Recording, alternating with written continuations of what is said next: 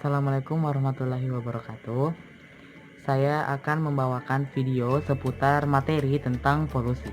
Langsung saja, kalian pasti juga pernah menganggap kalau micin bisa menyebabkan kebodohan. Kalau di sini kayak Masako. Atau malah sampai sekarang kalian masih berpikir seperti itu. Itu sebenarnya salah. Micin itu sama sekali nggak berpengaruh pada penurunan tingkat kecerdasan. Terus zat kimia apa dong yang sering kita temui dan itu menyebabkan kita menjadi kurang pintar atau bahasa kasarnya bodoh? Jawabannya adalah polusi. Ya, polusi udara. Zat yang hampir setiap harinya kita hirup, apalagi buat kamu-kamu yang tinggal di kota yang cukup padat penduduknya seperti di Jakarta atau Surabaya. Ya, kalau kalian di sana. Oke, sekarang kita bahas apa itu polusi dan apa saja dampaknya bagi kesehatan. Kalau kita mengacu pada Undang-Undang Nomor 23 Tahun 1997, polusi itu adalah masuk atau dimasukkannya zat, energi, makhluk hidup dan atau komponen ke dalam suatu lingkungan yang akhirnya membuat kualitas lingkungan itu menurun. Bahkan menurunnya kualitas lingkungan itu sampai pada tingkat tidak bisa lagi digunakan sebagaimana seharusnya. Nah, yang melakukan dan menyebabkan polusi itu adalah manusia. Ya, manusia seperti saya dan kalian. Ya, kalian.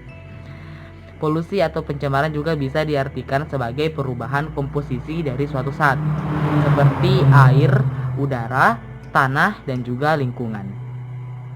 Pada akhirnya kualitas dari zat itu berkurang dan nggak bisa lagi digunakan sebagaimana fungsinya.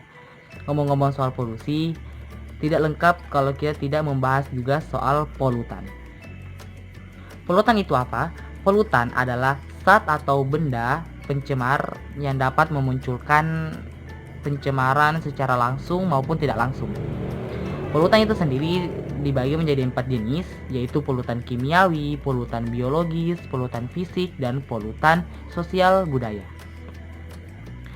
Kamu tahu nggak jenis polutan yang dapat berdampak pada kondisi kesehatan manusia?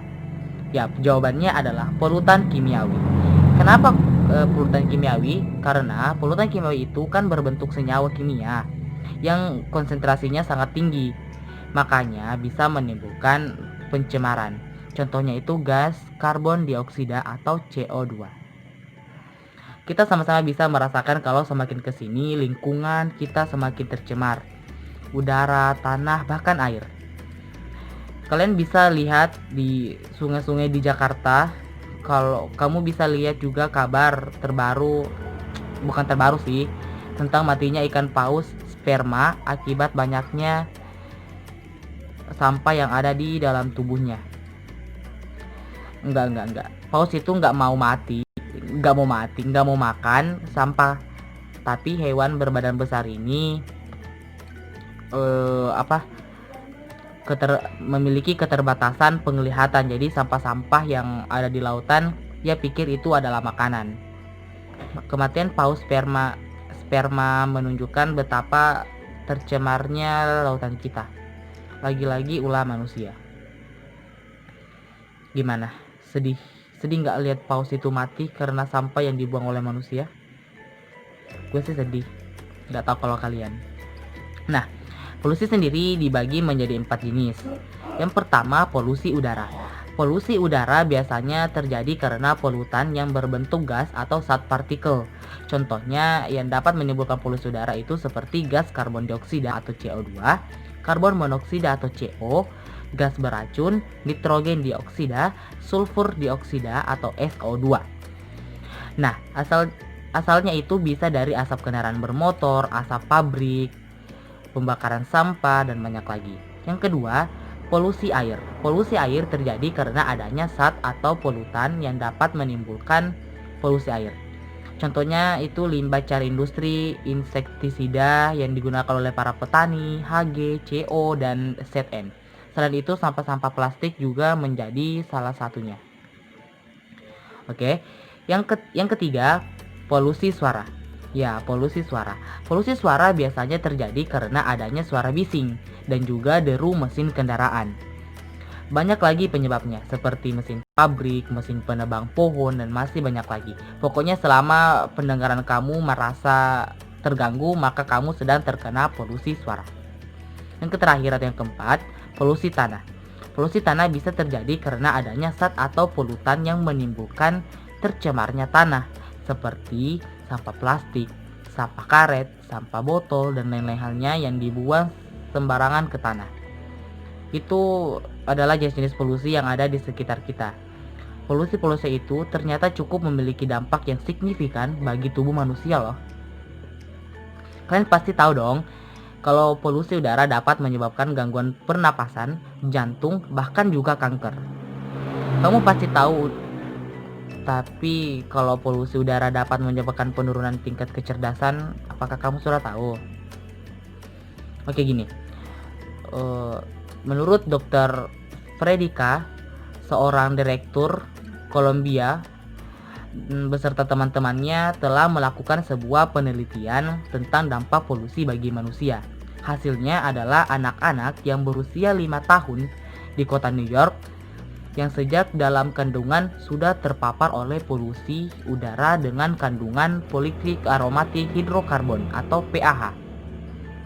Anak akan memiliki IQ yang lebih rendah 4 poin dari anak-anak yang kurang atau tidak terpapar oleh PAH tadi.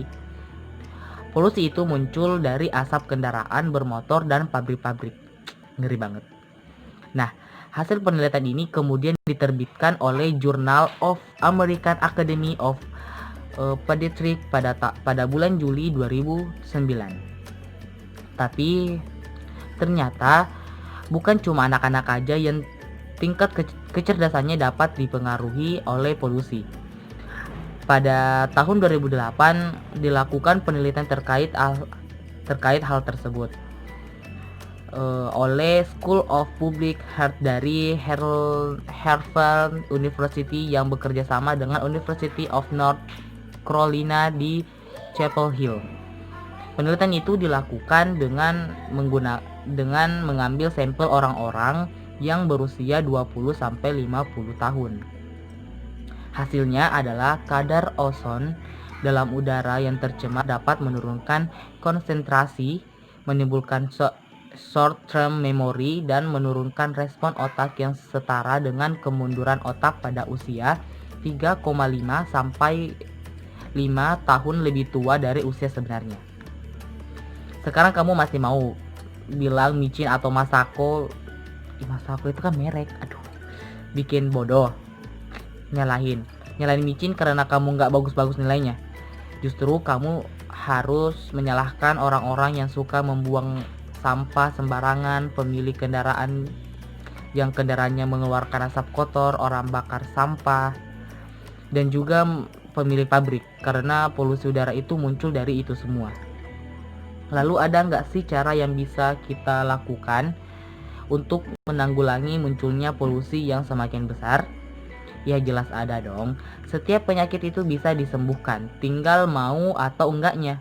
Nah, begitu juga polusi, bisa banget dikurangi, tapi kamu mau nggak konsisten melakukannya?